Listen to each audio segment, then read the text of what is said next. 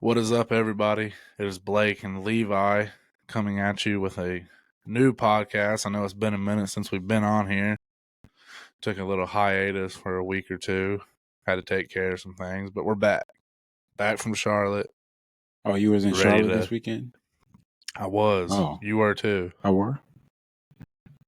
You were? Yeah, you were. Yeah. I know. Yeah, we didn't do one after the All-Star race. Levi here was doing some family moving. Yeah, I was in North Carolina in and out about 4 or 5 times. I mean, let's not exaggerate it. Give or take. Yeah.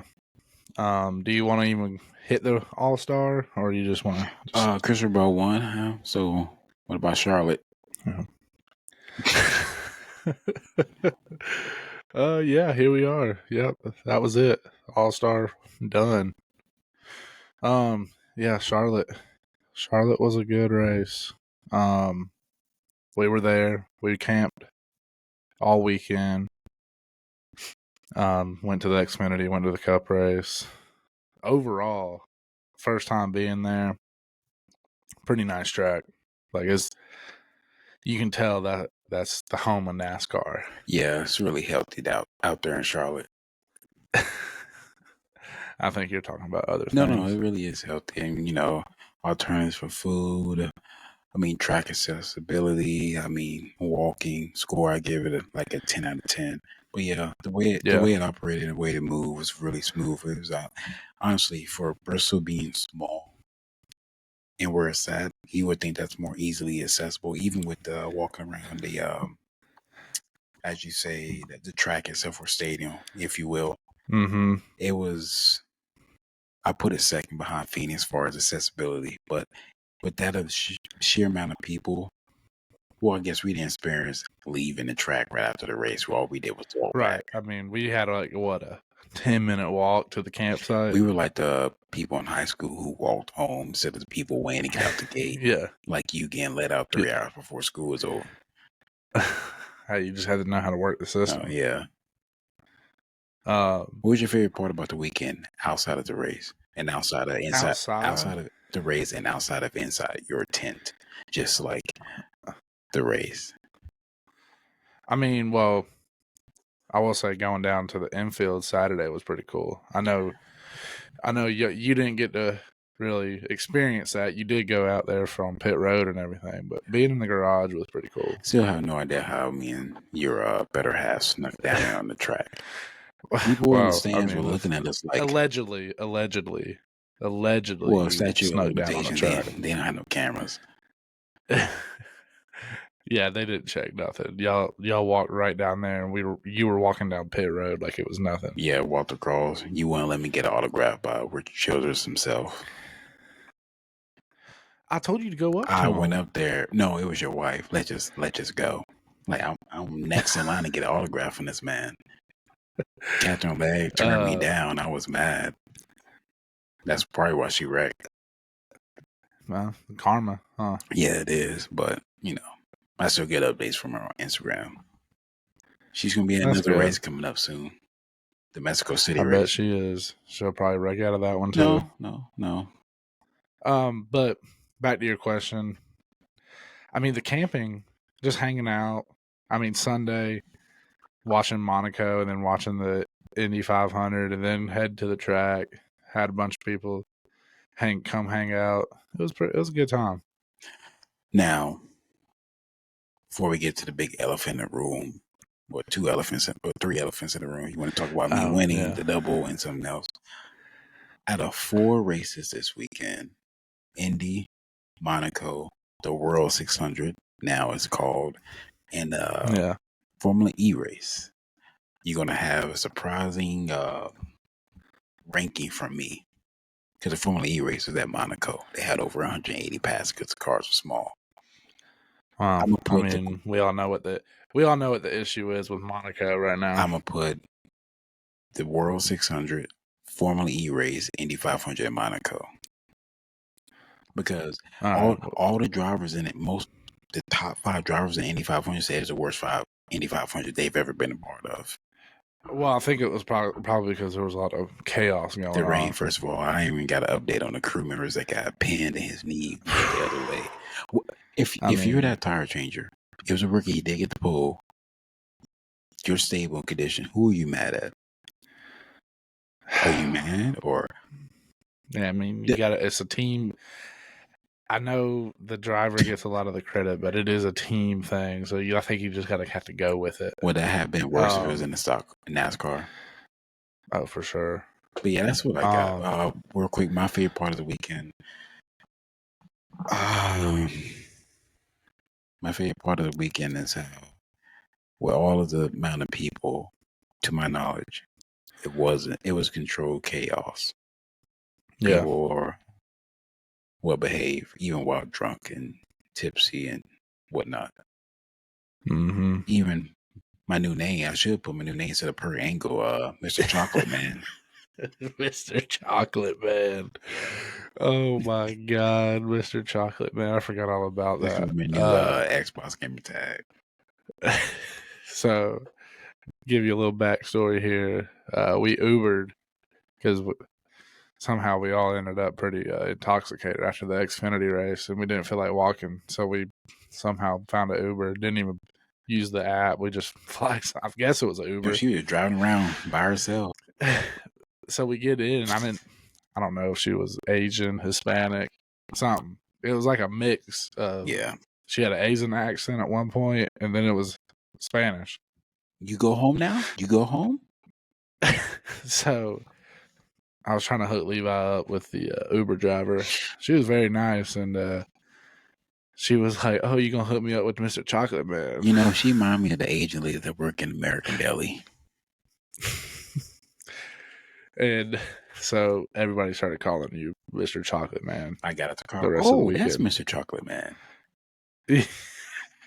She wanted some of that chocolate. Nah, I'm gonna think I'm gonna pass on that recruit. But you could have been a plug even for next year. She would have loved you long time. No, I'm not. I wasn't gonna be her Deshaun Watson. Oh man, that's funny. Well, let's get into it. Yep.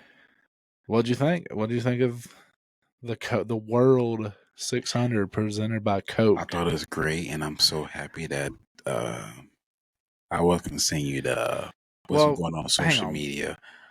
Time out real quick. Yeah. Before we even get into that, do we just get into? Well, I was about to get into that. Okay, fair enough. Go for it. I was going to see all the comments of all the people, American, but mostly non-American, with the gist of what they send the SpongeBob gist. Oh, well, the world's best driver spins twice. Nah. They said some people even put a video of him downshifting in the corner when he didn't need to. And you said, this guy better than Verstappen? That's not me saying it. I told you I wanted to see Kyle Larson pulling a double. And this man fulfilled my prophecy. He pulled the double wreck. He did it. Now, does this diminish where I think he is as a driver? No. He's solidly a top 20 driver in the world. Solidly a top 20 driver in the world. Joe Logano's still better than him.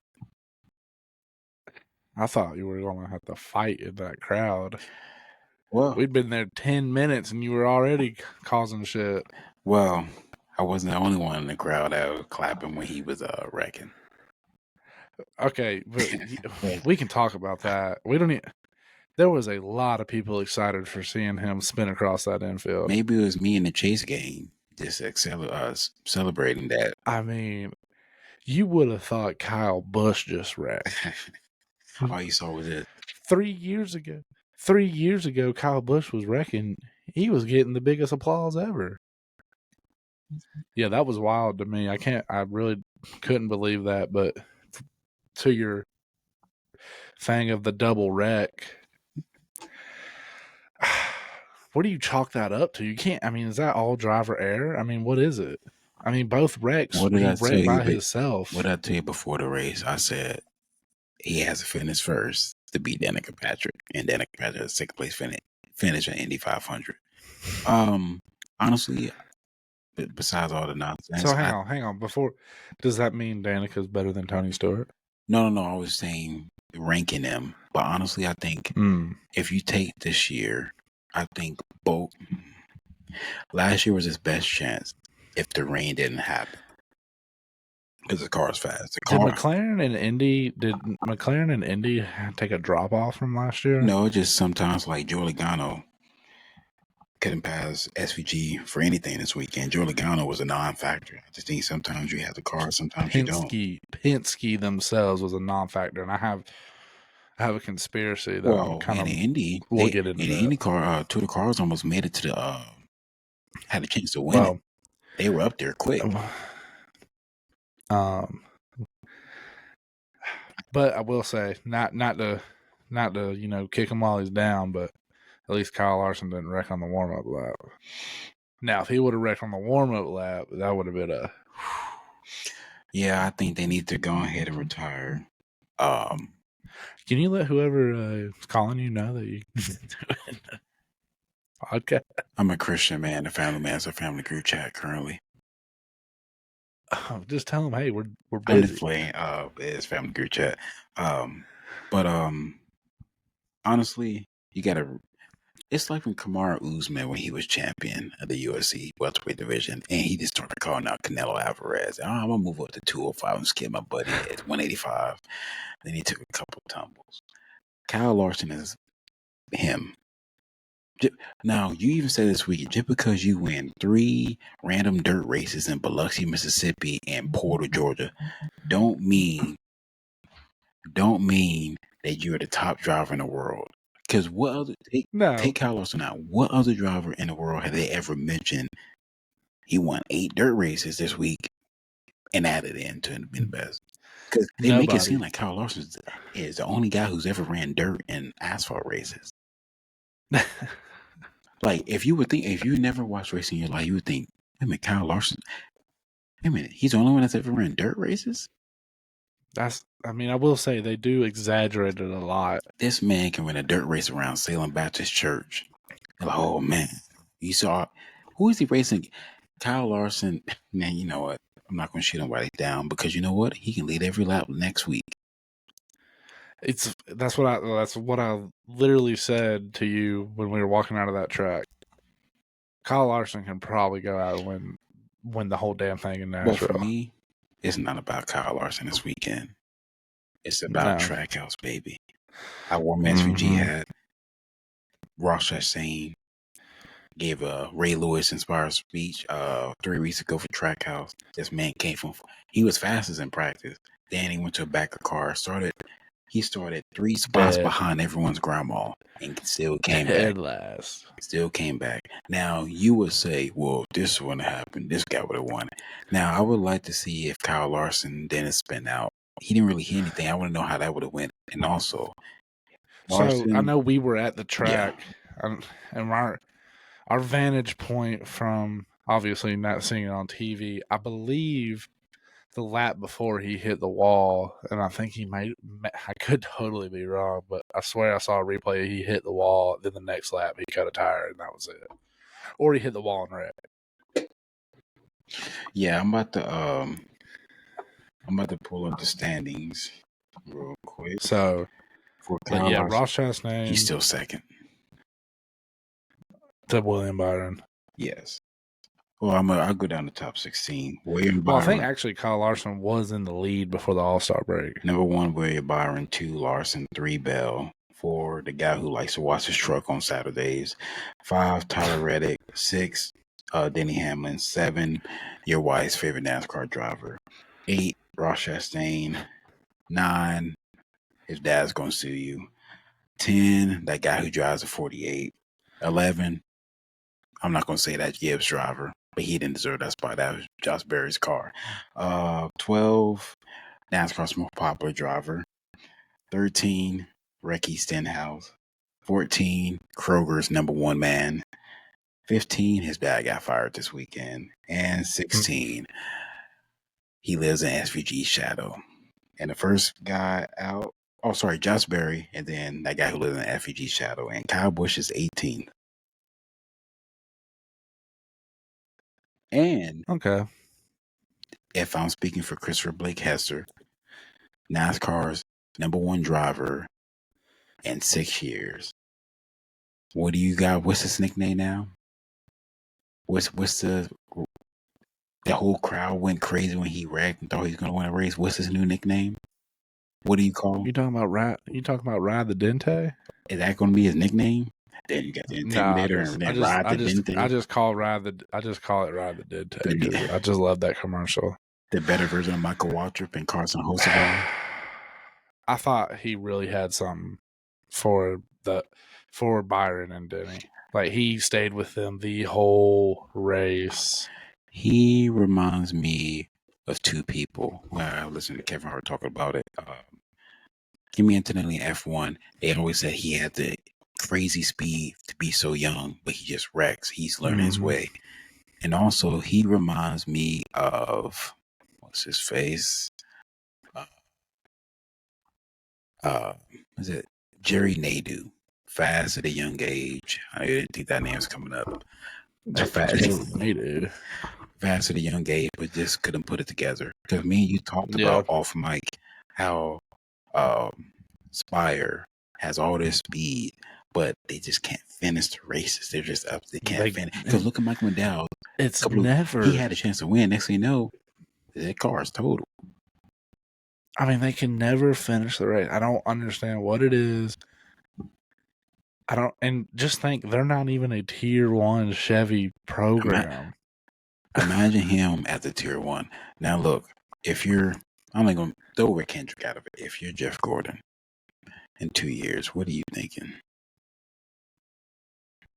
He's a young talent. You got to maybe slide him in somewhere, that 48 car, because look, if you're Jeff, who decides if they're a Tier 1? The manufacturer? You remember, I know we're big on the NASCAR conspiracy and the rumor mill. You remember in the off season, Hocevar kept posting all these pictures, and every single picture, the 48 was in the picture. He posted like 5 pictures on Twitter. They were talking about it during the Chicago Street Course last year, and Alabama said no. The rumors are unfounded. They're untrue. Whenever someone starts saying they're unfounded, it's true. So who knows? This might be.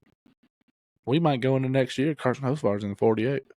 Because look, here's what you do. You make them or next year. You Spire a Tier 1 team. That way, if Alabama does go there, it's not a drop off. It's like college football, lateral move. If they were to swap places, Bowman would be the #1 guy over Michael McDowell. And hell, who knows? Who knows how long Michael McDowell I don't look at Michael McDowell's like a number at all. I think he's a leader of Spire because what everyone in the garage, my small sources, been saying that Mike McDowell's changed the team format for us, leading and executing in what you need to do and whatnot. I wouldn't even rate Mike McDowell. He's like that. He's like Udonis Haslam on the Miami Heat. Does he play? But he can play if you need him to. But he's the leader of the team. Yeah, right.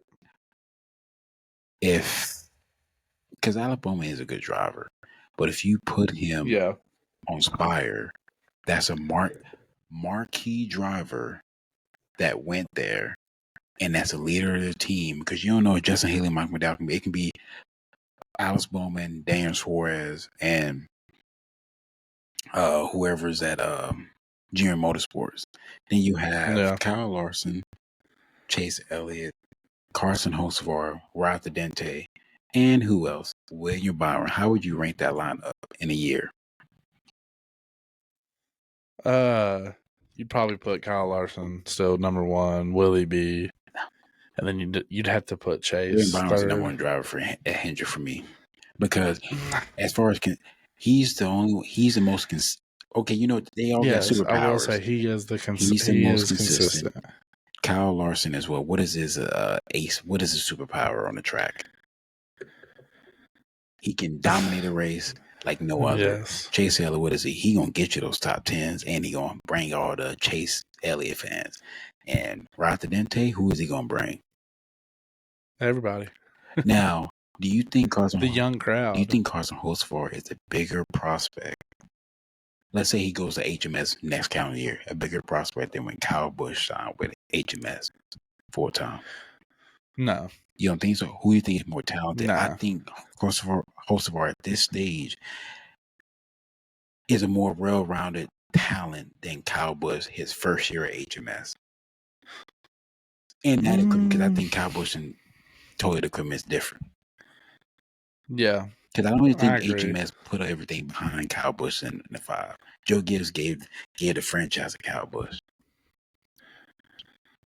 Yeah. Yeah, I was heartbroken when he blew up in turn 2. I saw Kyle Busch do anything. You didn't even care about him. You threw that man to the bushes. You threw the greatest driver of all time to the bushes. And that's still my guy. No, it isn't. You're treating Kyle Busch like you're legally separated from, not Scarlett as a random wife, and like, yeah, that's my wife, but I'm dating someone else. like a Kyle Busch one. First of all, you probably rank Austin Dillon's running better. Than Kyle Busch is the first spot out. I don't care though. It seems like the last 5 weeks that Austin Dillon's been doing good. He gets points. You better watch out because Kyle Busch may get passed up by John Hunter Nemechek, who is 20th in points. Yeah. What team did you say aligns with your personality since you talk so much trash on this team? You said if you were a driver, what team aligns with your personality? Oh, definitely. You said RCR.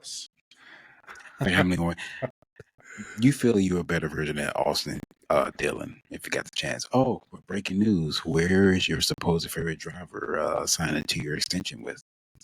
Is it a big team or where's he going? RCR. RCR. Hey, I've spoken into existence him going to the 2 car. That they shut that down.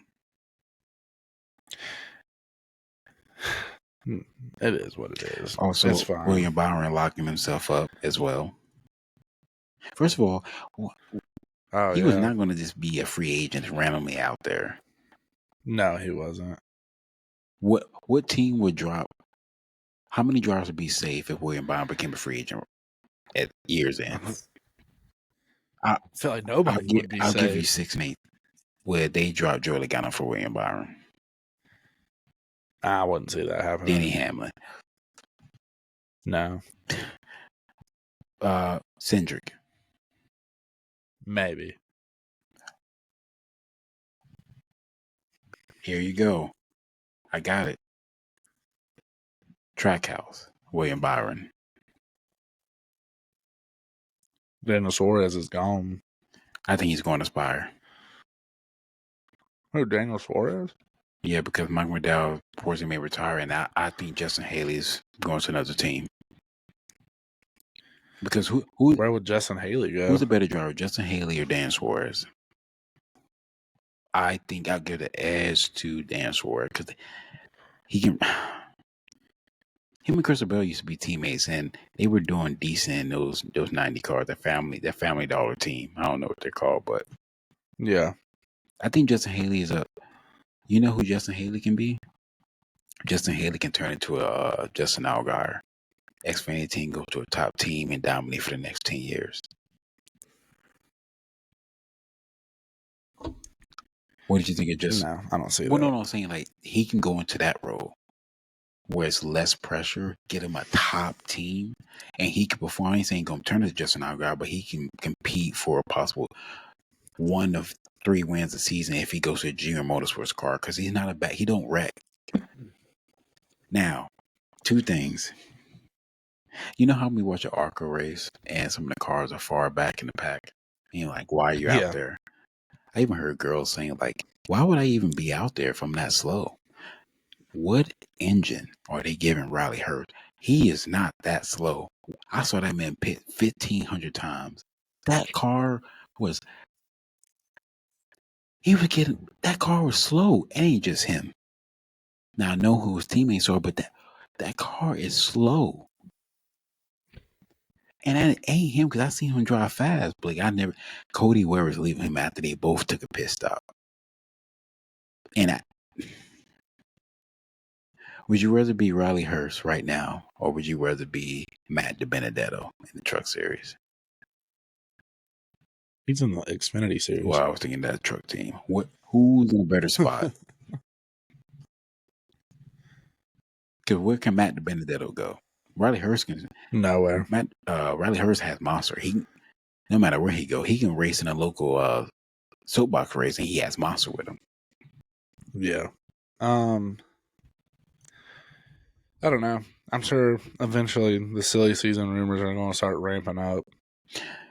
Yeah. It's about that time, midway through. Now, with the next 3 races, because hold on, what race starts the playoff or the in-season tournament? Mexico? No, I think it's Atlanta. Atlanta's in about 4 weeks. 5. You going? Yeah, I'm gonna try. What? Can you give me the date for that? I think it's the end of June. End of June. You should go to it. June 28th. Now, would you camp or you just go straight to it? I just go. There ain't no point. Have you camped at Atlanta before? No. I feel like the fact that you're home track, if you camp there, you're going to just be in a tent talking to your wife. We should have just drove here. Because you're going to feel like it's underwhelming. Now, if I had a camper, I'd probably go. In the field or right where I used to live? Nah, we do outfield. Can't believe I never went. I live like literally across the street.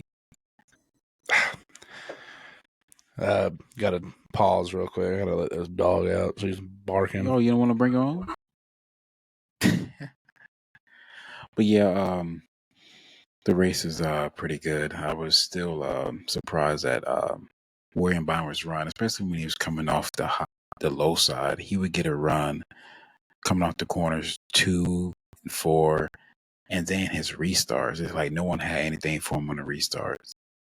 Only way you can beat William Byron's on pit road, which Denny Hamlin did beat him. That 24 car is one of the best cars in front of the pack, but when you get that car somewhat sandwiched in the middle of the pack, 2 to 10, he's not as strong. But to me, Denny Hamlin's car was just as equal to that. But William Byron's, I think, one of the best drivers at error blocking and preventing the other guy at getting a good run off the corner, whether they're on the high side or the low side of the track. But, I mean, to me, that's why I put William Byron as the number 1 driver at HMS. Because if you need this guy to get a top 5, you need him to start first, you say, don't wreck. You need him to lead almost all the laps. William Byron, to me, marks as the number 1 driver in NASCAR. So for me, I'll put Joe Logano, William Byron, Denny Hamlin when he's on his A game. Then I'll put Kyle Larson because Kyle Larson is like first or wreck.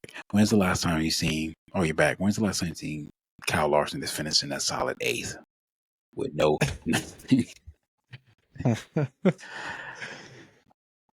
Look, I was just trying to go out there and win, and I know I spun out. He spun out by himself at first. He would dominate the race. Yeah, like you said earlier, would have been interesting to see who would have had the better car. Because Denny Hamlin said his car was just as equal.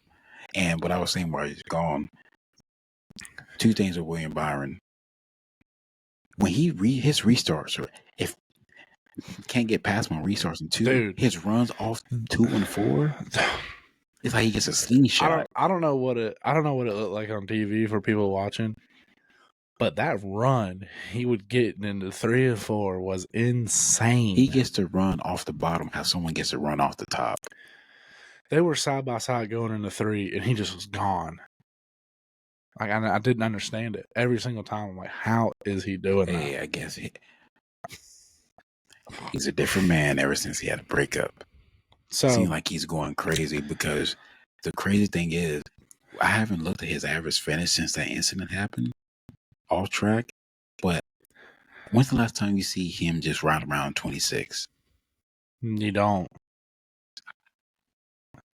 I don't know what it is, but his personality. This could be his. I know seems like it changes every week on who a championship favorite is, but I feel like he's the championship favorite right now. I know you're gonna say you waited for them Penske guys. Their cars are already ready for Phoenix. Well, okay, so since we're on that, so my little conspiracy was Penske ran like absolute dog crap this week for Cup. They were logging my What house. if Penske came down, because I'm sure he spends most of his time in Indy, came down to the shop, the Cup shop, and was like, don't run them cars. Warning shot. Oh, you can't with what happened last week. You can't be caught cheating in 2 different sports and basically the same weekend. That's what he probably was. Probably threw a warning shot out there, and I mean, where was Ryan Blaney? Where was Joey Logano? I mean, where would they do? Ryan Blaney was up there with SVG battling back and forth, and then he got caught in a wreck. What's crazy is remember a couple of months ago when Ryan Blaney started basically last and he was full throttle to the corners, passing everyone, but then I think the car blew up. Like, I don't know. Yeah, so I'm just a little conspiracy. I think they were experimenting with some speed. For sure. I mean, because they probably 2.5 years ago. Is Ford even going to get a win? Do they need to change the nose of the car? They had no speed, and all of a sudden they got speed. They got speed everywhere. I mean, when Michael McDowell was with Front Row, it seemed like he was on the pole every week last year. And guess who was starting second right beside him? His little buddy. Joey Logano. Nope. No, not Joey Logano. Ty Gillen. They're like, oh, yeah. Well, but the Joey would be quickly, like, right. Stretch play right race? Behind him. What manufacturer is going to have a pole? We going to Ford. It's going to be Ford. When's the last time you seen a Toyota on a pole plate race? When's the last time? Yeah. I was going to say, when the last time you see a Toyota win, but Tyler Reddick won at Talladega last year. Toyota win? It wasn't Christopher Bell trying to go for the 4-peat? Yeah. This year, it keeps changing. I heard you say 9 different drivers who were the favorite to win a championship this year. But you know what stays consistent? That 24 car number 1, but he is not the championship favorite because right now, Penske is favorite. I know you went down the points, but if you look, they had the playoff points now. Mm-hmm. Kyle Larson is leading that. Christopher Bell, Denny Hamlin, William Byron, Joey Logano, Austin Cindric, Josh Berry, Ross, Chase Elliott, Tyler Reddick, Ryan Blaney, Bowman, Chase Briscoe, Bubba, Stenhouse, and then Priest. Okay, I was checking that. And if we want to check some, I know other series likes to keep up with owner points, but it has to be HMS leading owner points. Yeah.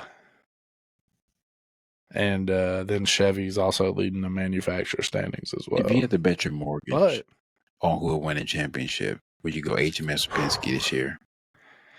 I'd have to go Penske. Because look, Joey Logano's already in. I mean, what is he's just riding around.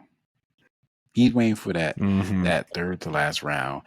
He's going to show up with. They got 2 cars ready. They got the Phoenix car ready. Yeah, and they got the Martinsville car ready. Any other takeaways from the race Sunday night? Yes, we didn't. We sound like Freddie Kraft right now. What I'm about to say, we don't know how I played on TV, but what's her face? That everyone's saying it better than Chris Myers led the way and executed perfectly for Amazon Prime.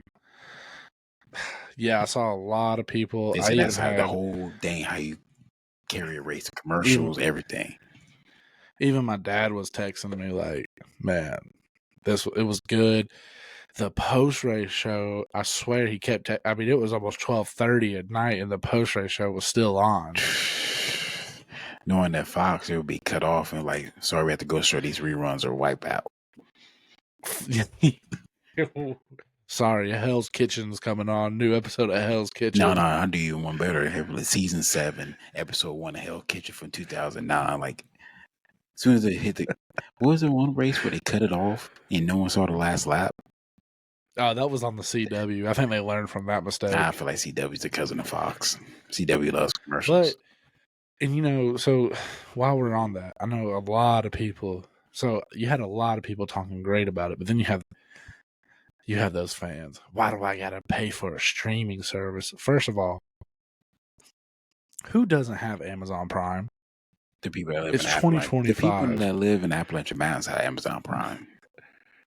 I mean, I think I looked it up. Like, how many people have Amazon Prime?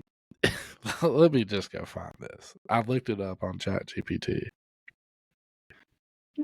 Amazon Prime memberships in the U.S. It is 196 million people. 196 million people could have watched that race Sunday. I'd like to see what the numbers are, if they have any numbers out yet. Out of all the streaming services you have, out of everything you pay, bills and whatnot, do you concern yourself with the Amazon Prime payment that comes out a month? Out of all the bills? I don't even. Because if you have Netflix, like, they went up $3, I can't tell you if Amazon Prime went up at all. So, you see, this is one thing I don't.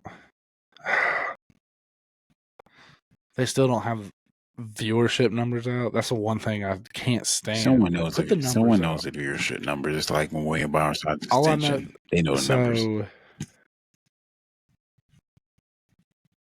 Because Fox had the Coke 600 last year. They had 3.1 million. Do you think Amazon surpassed that? I wouldn't be surprised if it didn't. It should. The World 600. What would be a surprising number? I don't think it'd be a surprising number for me because, I mean, even people who are not NASCAR fans, even people that say they hate NASCAR, it's still considered a top race that week. Right. Now, I just wish. Do you think, real quick, if the Coke 600, the World 600 wasn't on that weekend, and they put the Daytona 500 on that weekend with Amazon Prime, what do you think those numbers would be? Since Daytona's the number one crown jewel. Imagine Daytona and Indy on the same weekend. Yeah, that would be. I feel like that'd be some big numbers. But also, I keep reading or hearing, and I got to dig some more research into it. Is next year the Indy 500? I mean, they're saying there might not be a chance for a double again or the greatest day in motorsports because schedules are changing. It could be, but I think the powers that be, they're in the midst of negotiation, honestly, right now. Especially with F1. Monaco may not be on that weekend because they're looking for 150 tons of what they're getting now. Streaming service. I think this time next year, NASCAR, IndyCar, Formula One, and UFC. I think it would be a gigantic push to streaming services. And imagine if NASCAR goes fully to Prime. They should. But because I was just curious, I was wondering, because I was listening to the teardown and they're talking that F1 might be trying to go to Canada the same weekend as the Indy 500 to compete head to head with the Indy 500. I think that'd be a big win for North America. I think, but without getting too deep into it, little do you know, the F1 race in Monaco used to be one of the best races for as far as like passing. But now, I know everyone in Formula, most of them, it's a dog and pony show. Lewis Hamilton just said like it's the worst. Even though you can be leading by 8 laps, and it's the worst race ever because it's too big. And what is the thing? The last couple of years, I know they got the new car coming. The one thing a lot of people complain about is there's really no passing sometimes. F1 passing makes racing. F1's passing is the same issue as like when people complain about NASCAR passing. What tracks is NASCAR bad at passing at? The short tracks, right? Yes. That's what they're dealing with right now. And with the new street courts that are coming next year for F1, I think if you're the entity itself, the business, you got to see 1, money, 2, if you're competing, because it's the same day where all three series are competing with each other. We know that NASCAR is better than IndyCar, but that pure race is the number one race in the world. And Monaco is not even the best racetrack for Formula One. Right. It's sad to say because I'm not that into IndyCar, but I will watch it because I feel like that we need another good American motorsport or North American motorsport. But the next race, I hate to say it, but they're probably not even going to get 1 million views. Who? Oh, well, yeah, but that's it's different because honestly, I think IndyCar mid to late 2000s is the best time ever because one, to me, at Marlboro, I think if you bring Marlboro back to sports, if racing sports, certain sponsors carry a lot. You probably got some racing fans that don't even care about the team; they just follow the sponsor. Well, I mean, what was NASCAR's heyday? The Winston Cup. I mean, whose heyday? I mean, the NASCAR heyday? Like, you talk to the top. Well, you talk to the people that used to race at the original Daytona track in the 40s. They don't care about no Winston Cup. They want them 1957. I'm just saying, like when it was peak American motorsport. Your opinion, if Jesus asked you what is the greatest period of NASCAR racing, what would you say? Not what everyone say. What would I would say probably starting late 80s and all the way to the early 2000s. Late 80s, so we're starting for the 1987. What is that noise over there?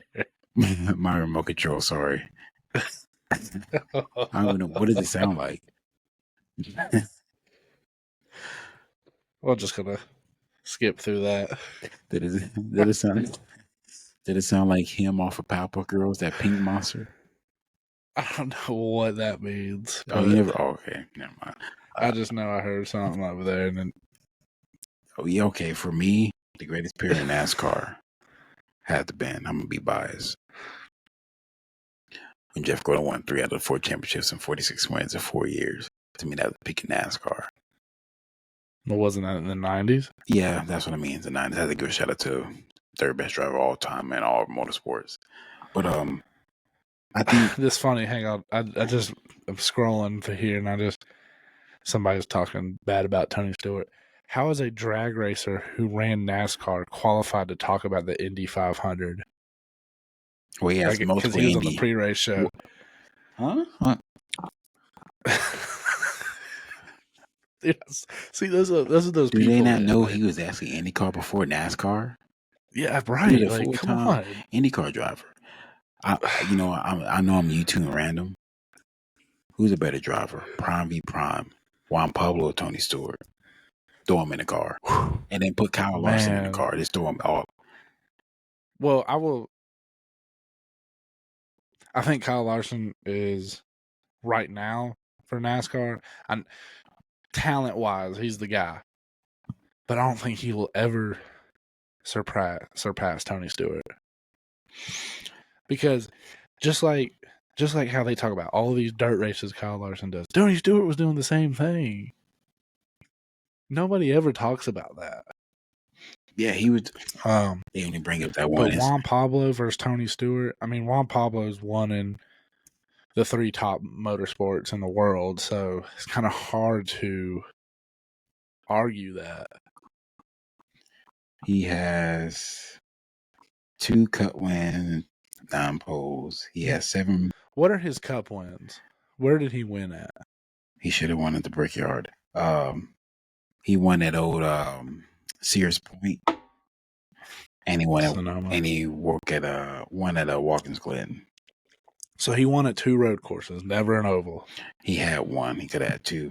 He had 7 Formula One victories. Now people say it was only 7, but that was in a 3-year span where he was competing with Fernando Alonso and Michael Schumacher, and he's a 2-time Indy 500 winner. He won the IMSA Sports Car Championship in 2019. Can you guess what team? The first name of the team is Team. I don't know. Team Penske. Oh, well. Yeah. I know. Back to the 7 wins in F1. How many wins does Lando have? Lando has 6. 5 or 6. And how long is it? And he's in a top team? Yes. Okay. And that was the time. That was F1's heyday. So people may say that was F1's heyday right there. It's something about having a small car that's fast versus a big car and heavy that's fast. They were hot fuel, and it was more. I feel like it was just honestly more strategy back then, because honestly, if you look at racing now and the Cup Series, it's like, or the top 3 series, like short attention span, short strategy. We got to do this to split the stage. In 2007 at Homestead, you had to plan the whole entire race. Yeah. And you like we said earlier, F1's kind of going through the. Luckily, they having a new car, but they even tried they went the NASCAR way and threw a gimmick in their race, and it still didn't work. No, they would have.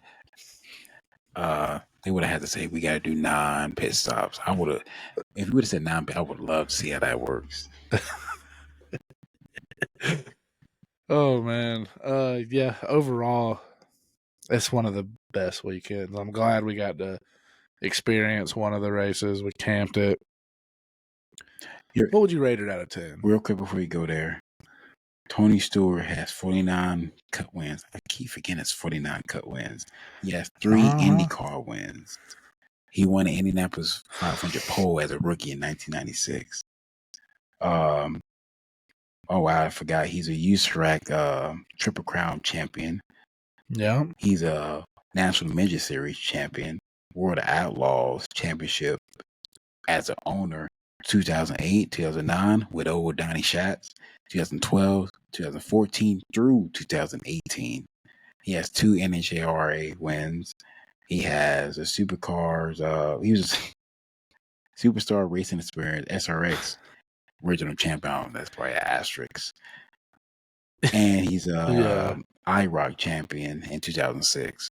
They throw him in the car and he's going to win, but people hate him. Did you notice that he was on IndyCar telecast? Did they even ask about Kyle Larson? He still would have been in NASCAR if he would have got Kyle Larson. Maybe it's a conspiracy to that. Well, Ford didn't want him. That was shame on Ford. I think, despite what happened, I think you could have got around it. I mean, you could have made moves in that.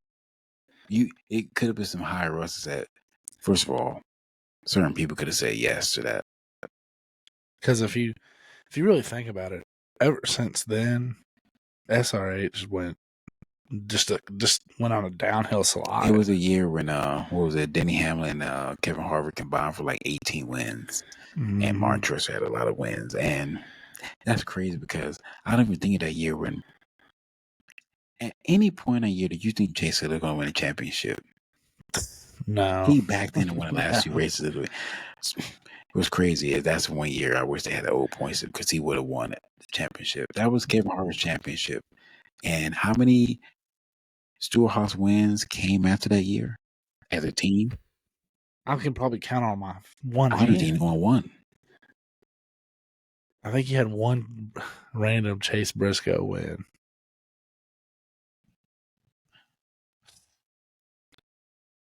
He got the pole. He won last year in that car. He got the pole.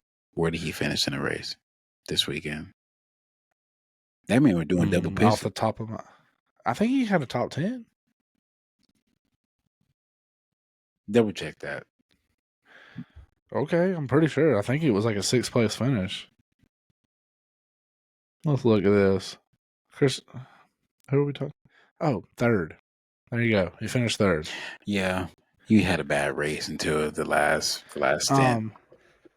So you didn't talk about Brad Kay finally getting it. He ain't had a top. That was a quiet. He didn't have a top 30 finish, and God knows when.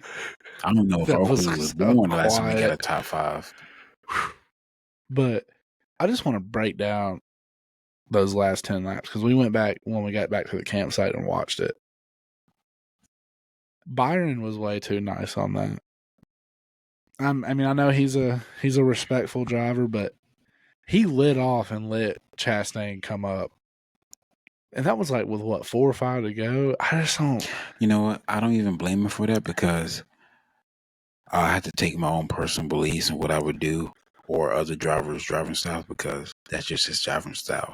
After what he said at Coda, William Byron, if he can't get the win without hitting you, he's gonna take whatever finish that is. I was gonna say, would it have been a little bit different if he didn't have a win?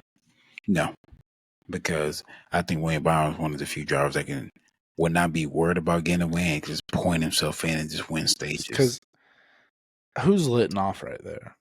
Not a whole lot of guys are letting off. I think some people will, but that's just his personality. Do you remember any other time in his race career in top series where he's hit someone to do anything, to get any advantage? No. I just think that now what I do, I just feel like that's kind of. But I just think that's just his driving style because honestly, he's the one driver that wouldn't need that the way he is. And it played out in Ross's favor because Ross probably knew that, like, I'm going to take advantage of it. Now, I know people say Joe Logano, but at the same time, I salute William Byron for doing that because, one, he knows he has the best car. When have you ever seen William Byron shoot himself in the foot? Never. And on top of that, you really don't. Who do you think is mentoring him? Well, so I'm glad you touched on that because I know it's Jeff Gordon, but why? Like, I saw it with my own eyes. Jeff Gordon was hanging out in Kyle Larson's pit stall for qualifying down there. Well, one, because Jeff Gordon. Do you think it's just because of the weekend? Well, no, Jeff Gordon runs Hendrick. I know Rick Hendrick does, but he runs Hendrick, so he's going to support his driver. I just think optically it looks like that, but I mean, I would be in his, if I'm Jeff Gordon, I'd be in his pit box as well because you're doing a double. Because look, if Jeff Gordon was in William Byron's role, you'll have all the outsiders saying, "Oh, he's not even showing Kyle Larson no respect. He's doing a double. That's his guy." Yeah. Do you think Hendrick has underperformed in the last 5 years? I mean, I know what route you're going with because of the championships, but they get the wins. Because Hendrick Motorsports right now, to me, is the Boston Celtics. They have the best roster. They have the best front office. They have the best facilities. They have basically the best history. But it's like, we think, how many championships do the Boston Celtics have in the last 5 years? One. They can get there. They got the talent. They got the players. They got MVP caliber players, but they can't get there. That's where I think they are right now. I think they need the championship this year because let's say Christopher Bell wins the championship, can you go into next year and say Hendrick should be the favorite? Is Hendrick getting Clemson love right now? Seems like it. Who's in a better team right now? RCR or Aspire? Team, not just performance, just team. Who do you think? Like as far as everything that encompasses a team. You would think. Who has a better run organization?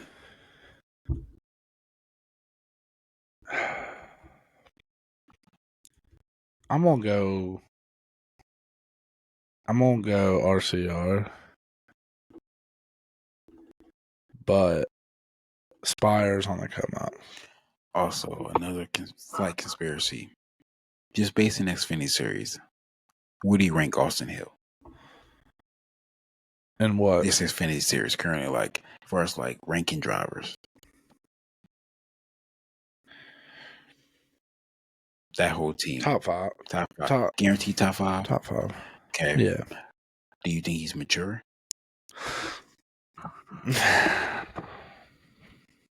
He's on, like, borderline. I know he's like a dad, whatnot, a family man, but do you think his reasons why he's not in a cup car, even though he does spot races?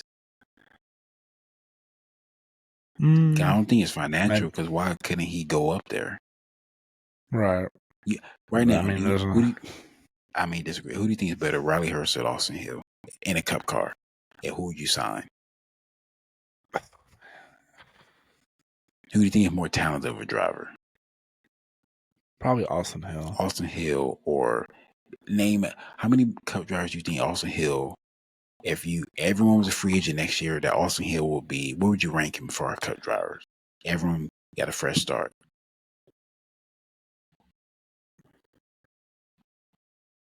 Maybe not even in the top 30. Could you put Austin Hill in John Hunter Nemechek's car? It won't be that much of a drop off as far as like talent. No, there would be a drop Well, off. no. John Hunter Nemechek Well, no, I'm talking about talent, like putting in a car. Like when you had a press conference, you can say, "Well, look what this guy did. We can give him I think he can be top 25 just based on what he could bring. Because you see some people that get double chances. Like, come on now. If you put Austin Hill in Brad K's car, he would have been better than Brad K this year. That's just because Brad K's having a bad. Yeah, because Brad K's having a bad year. Brad K didn't have a top 30 finish for 9 weeks in a row in a top car. I just don't think. Because that's what Austin Hill. He's like one of those. He's good in Xfinity. But what is he? What hasn't he done to? You saw Carson Hocevar was barely a top 10 driver in the Truck Series and got a Cup start, and then I think. Well, here you go. Here it is. I'm gonna tell because you asked what it's personality. Well, that's what I was kind of getting to. Like, why couldn't he get up there? Because Austin Hill, I think, is 29, 30. Yeah. Who's better, Austin Hill, Sheldon Creed? Talent. I think it's still Sheldon Creed. I just think he has bad luck. 14 second place finishes. I mean, come on. Do you blame him for being and banging with Austin Hill, just trying to get a win? win? No, he won. He needed that win. Would you have done the same thing? Yeah, 100%. Put your personality in Austin Hill and Sheldon Creed's and that whole thing. You hear little Austin Powers, Andy Petrie saying that, and Austin Hill talking about you. What are you saying? Oh, I'm walking straight up to Austin Hill. I don't care how big you think you are. Oh, speaking of that, did you get to see Austin Hill this weekend? I did. Was he a large man? Balls. He is. Was he in his fire suit? Yes, he is bigger than all the other drivers for sure. Is he like Roger? We were on, like, for his size. Maybe not as tall, just wide, but he's just a larger guy. Like, there was this. It was kind of funny because we were on pit road and there's this porta potty behind the pits, and I guess that was like the driver porta potty. So he was waiting on you. No. I was actually walking to it, and I was like bobbing and weaving through this crowd, and I like get around this guy, and there's Austin Hill, and we like kind of like bump into each other, and I was like, "Oh, my bad." If he pushed you to get out the way, what would you have done?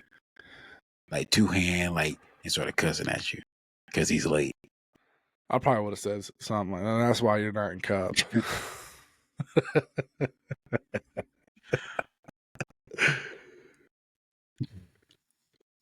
I don't claim you as a Georgia boy. Get out of here. Oh, he's from Georgia? I thought he was from Tennessee. He's from Georgia. No, he's from Georgia. I think. Did you watch the DVC with Austin Dillon? A couple of weeks ago? Yeah. Yeah. I think I was asking him about shutting down. He still, I think he can still compete. Because I'm going to pencil him in for that. You know what? That's my driver pick for Richmond because I haven't chosen yet. He can go back to back. They have another car. I think. Actually, you have chose Austin Hill, by the way. Austin Dillon, I mean. I sent you a spreadsheet on what drivers you've picked if you want to look at it. Just now? Yep. Wow. Legit. Let me see. Oh, speaking of that, I'll let you right into that. What was our thing this weekend? You chose Ricky Stenhouse. I chose Ryan Blaney. I know we didn't really have a episode for that. We kind of chose it while we were at the track. I chose Chad Fincham. Yes, you chose Chad Fincham. Yeah, your picks are questionable sometimes. Hey, but it's the lead. I'm making you use big people. So we're going into the What? 1, 2, 3.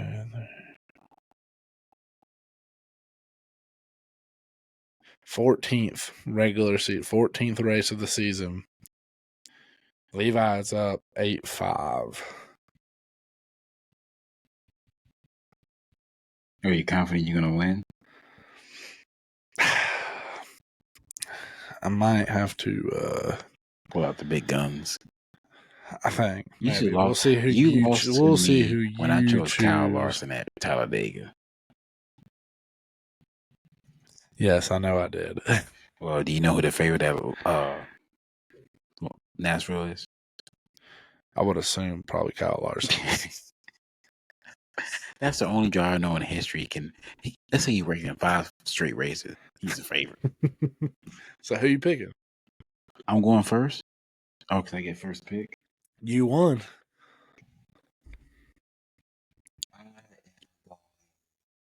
Chase Elliott. Oh man. Damn.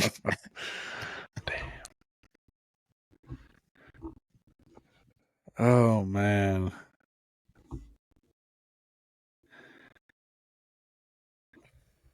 Dude. That's who I was actually gonna choose. God dang, man.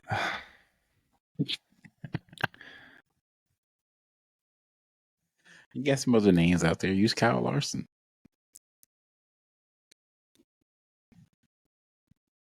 No, I'm saving him. Chase Elliott. God I just dang. realized I didn't use someone yet.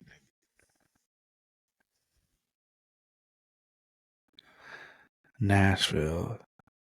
Dang, yes, I used. I want to see who you're gonna pick at the Mexico race. Oh, you're. The Chicago Street Race would be interesting in picks because that would honestly give us both a break.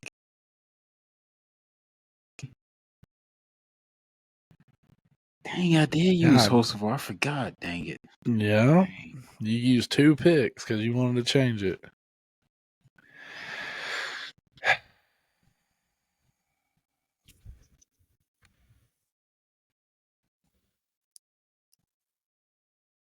think I might lay up this week. This man doing math. Like, okay, I'm gonna be down 9-5. Let me just go ahead. Looking at Josh Bilicki in the race. Let me go ahead and choose him. I'm gonna choose Austin Dillon. Actually, I'm not. It's kind of a layup, but not really a layup. I'm going Michael McDowell. Kind of knew you.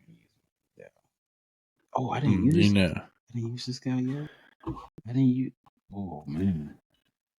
These are gonna be Chase Elliott or Tyler Reddick. I was gonna use, but I'm saving Tyler Reddick for a certain race.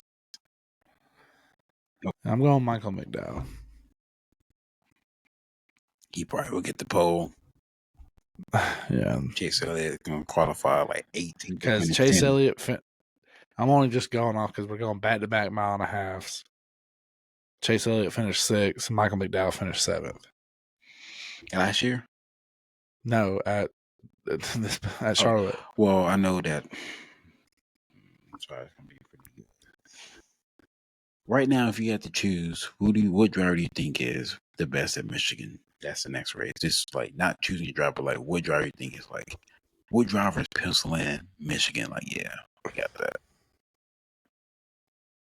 I don't even. I just chose my driver for Michigan. I just thought about that. We'll see. Mike Dow. Yeah, we'll see. You started out with Todd Gilliland, Connor Zillich, Cody Ware. So I started out with Todd Dillon, Ron Priest, Eric Jones, and Hocevar. It's like we were just waiting to see who was going to pull out someone big. Yeah. And then I followed that week up with Captain Leg. And you won with Cody Ware. Wow, we both chose Las Vegas Boys, no aggressing Kyle Busch right after that. So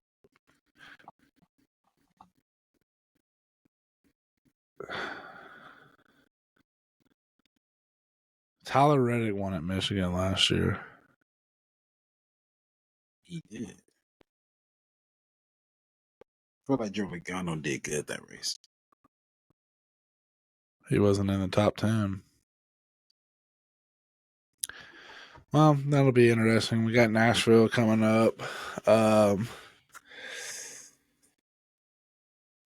Not really much to preview. I think all 3 series are there. Yeah, that's a good track. Oh yeah, I do think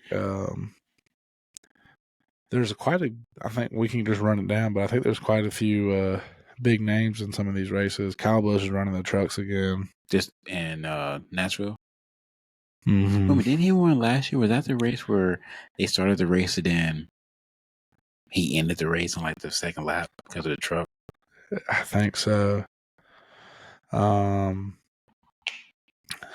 Ross Chastain's in the Xfinity race driving the 9 car.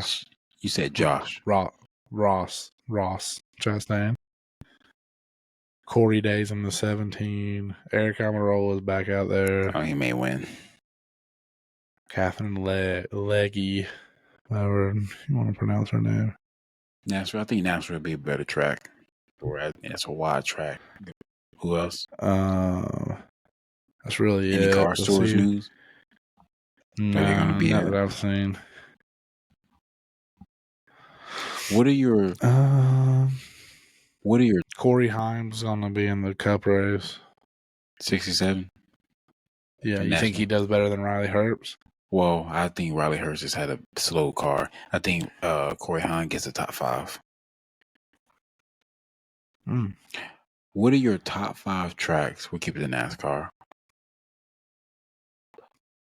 All-time top 5 track, current or past. They don't have to be alive. Be on a schedule that you will want to camp at. How you did this weekend, like dream 5 tracks you haven't been to, either demolished or here. Michigan. For some reason, Pocono. I feel like that'd be a cool one. Michigan, Pocono. Which I wish this race, Road America. I felt because you see camping all around that track. You're the spokesperson for Road America, dude. I love that track. I thought you like. That's 3. Daytona. I'm surprised you haven't said this one track, because one certain spotter always talks about this track. Says it's the best camping in the whole season. Mine is like Talladega, but if you just pure regular camping. You talking about Watkins Glen? That'd be we can put that one on there. That was your top 5. Yeah, I wouldn't really go nowhere. Sorry, anything out in the West Coast in the desert, Texas, or anything like that. I'm not camping there. It's going to be 107 degrees. The thing about the West Coast, the heat is better than the East Coast. I know, because we got Texas is different than Arizona. That's different humidity. Because it's humid in Texas from like February to November. But Phoenix, if you ever get a chance to go to Phoenix, just strictly talking about the heat, it's not the daytime. It gets hot. But like at 7 to 10 p.m., no wind, no humidity, 78 degrees with a small cool breeze, the best feeling ever. But for me, camping-wise, the track I haven't been to, no order, Watkins Glen, Pocono, Eldora. Yeah. 3, I would want to go to California before they tore it down. Road Atlanta, because I used to play it on that track all the time in the game.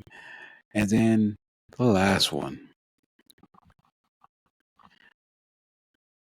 Homestead, because I know the food. I know it's not mine, but I know the food's going to be good. Another one, and only because I heard the people we were with this weekend, well, Skylar's family, Martinsville. We almost went there a couple of years ago. We had the Airbnb ready. In Martinsville? Yeah, we were planning. Jared was going to go. I do not remember this. Me, you, Jerry, and Roger had a camper at the time, and you and Roger were looking at camp spots to park the camper. You found in Martinsville. Yes, I do not remember this. Because I remember the town because I had just got to North Carolina, and it was like a 5.5, 6 hour drive for me. And you guys found the spot. I remember we were going to go there, but we ended up going to the beach. That's what it was when you had got let go. We were thinking about going to Martinsville, but instead, you had to have been one of the few men in America who got let go of the job and had a beach trip right after that. It was paid for. I mean, I was still going to go. I just realized that whole time you wasn't even thinking about work. No. Now, if you had your daughter and dog, would you have went on that vacation? Probably not. That wasn't family man me, you know.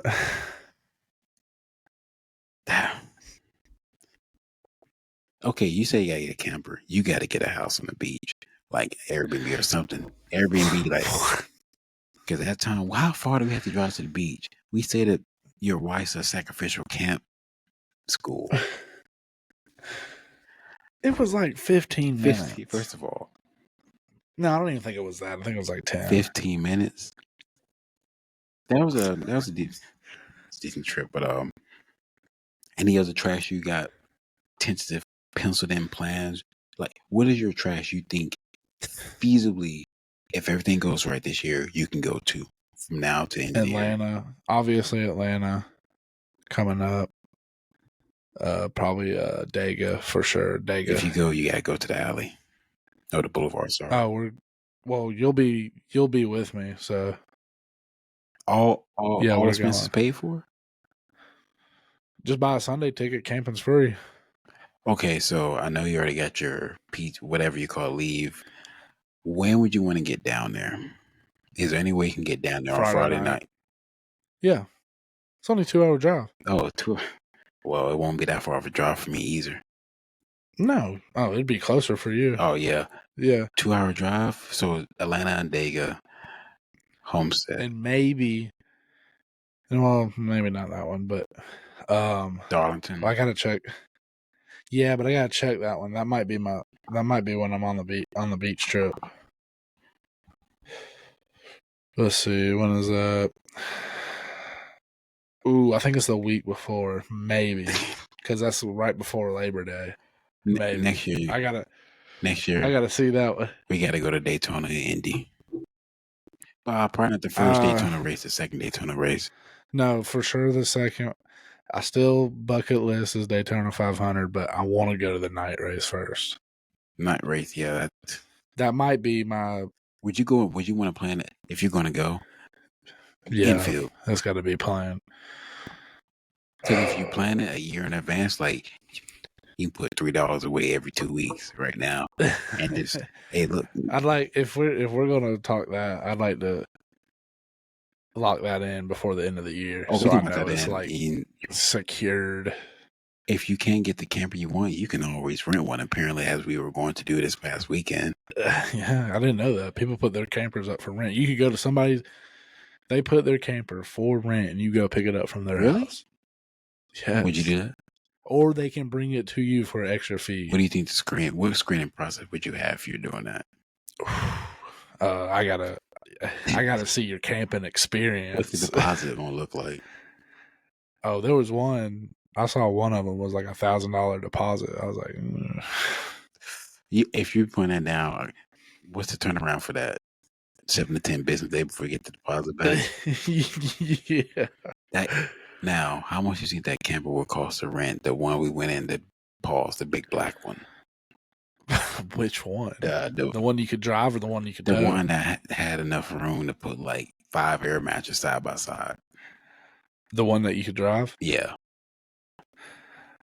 Imagine that people can picture. Dude, I'm telling you, that was probably a 300. Would you put air mattresses up in that? Yeah, you could. Yeah, you totally could. Or you can do one better, save, be physically responsible. Put a camper top on the Titan.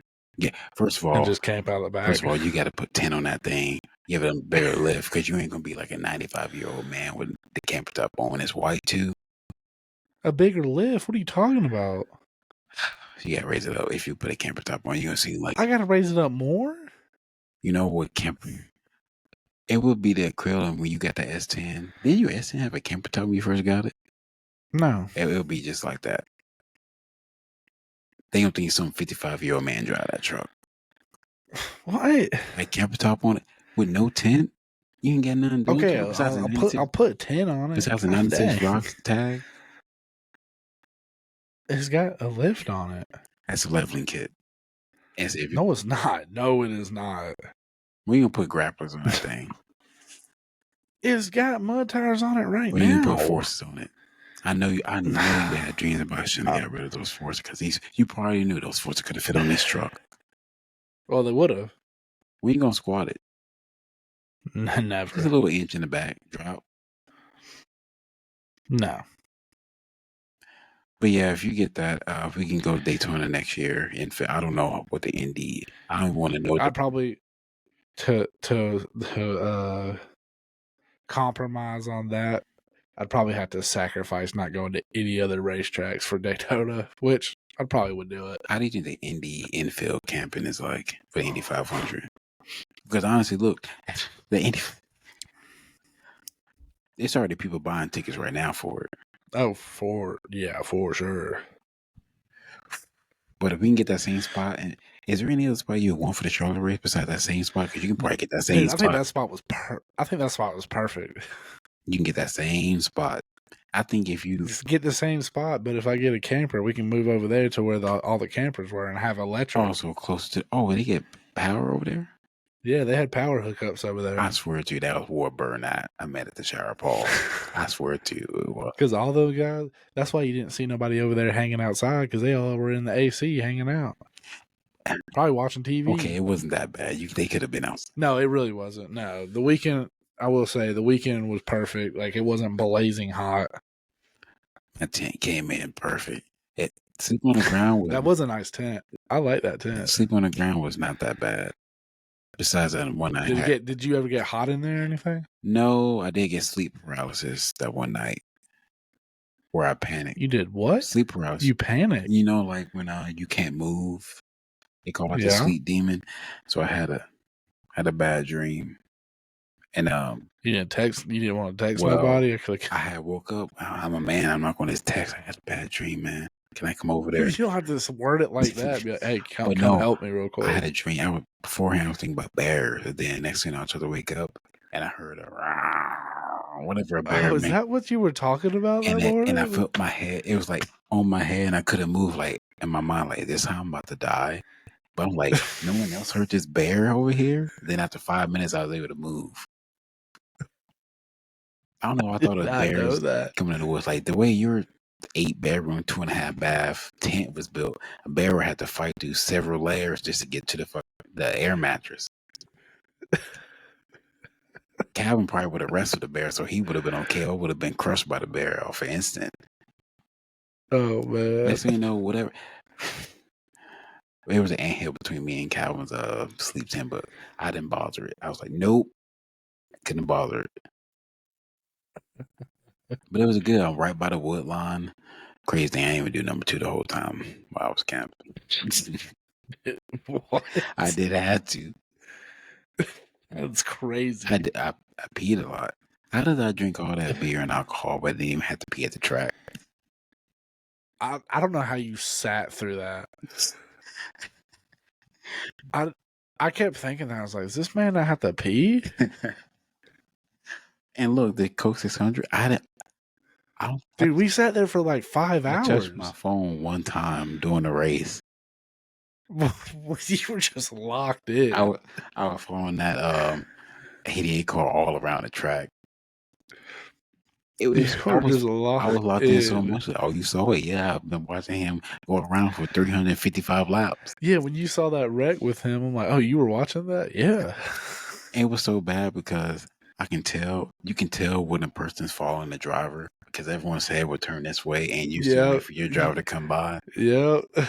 Meanwhile, Riley Hurst is on his 15th pit stop in 33 laps. He was. Oh, man. But yeah, that's all I get. I got this rain for these road courses and the news that we don't have to talk about it now. But it's gonna be a fun race at Chicago. Oh, well, I mean, we can. I don't want it to be rain either. No, it's because the last 2 years has been rain. Because the one thing that these drivers about the name, the one thing they have up on, regardless of the people been at the road course or not, what matters? Qualifying and practice. Because I'd rather be a fast qualifier because I can learn up top. And wonder if they'll have practice. Wonder if they'll have practice. And I thought they had like 20-minute practice each time. 20-minute practice at a road course is crazy. You get a couple laps. There should at least be a 45-minute. I'm not even trying to get on that rant. Just give us practice, man. Give us more than 20 minutes. Back then, they used to have like 5 hours of practice. You get more practice than iRacing. You had practice on Friday, then you had qualifying, and then you had happy hour on Saturday. Like, give us something, man. More cars, like they keep talking about, more cars on the track. They probably do give them practice. Like, look, you got to allocate 1 hour to iRacing practice before we go out there and qualify.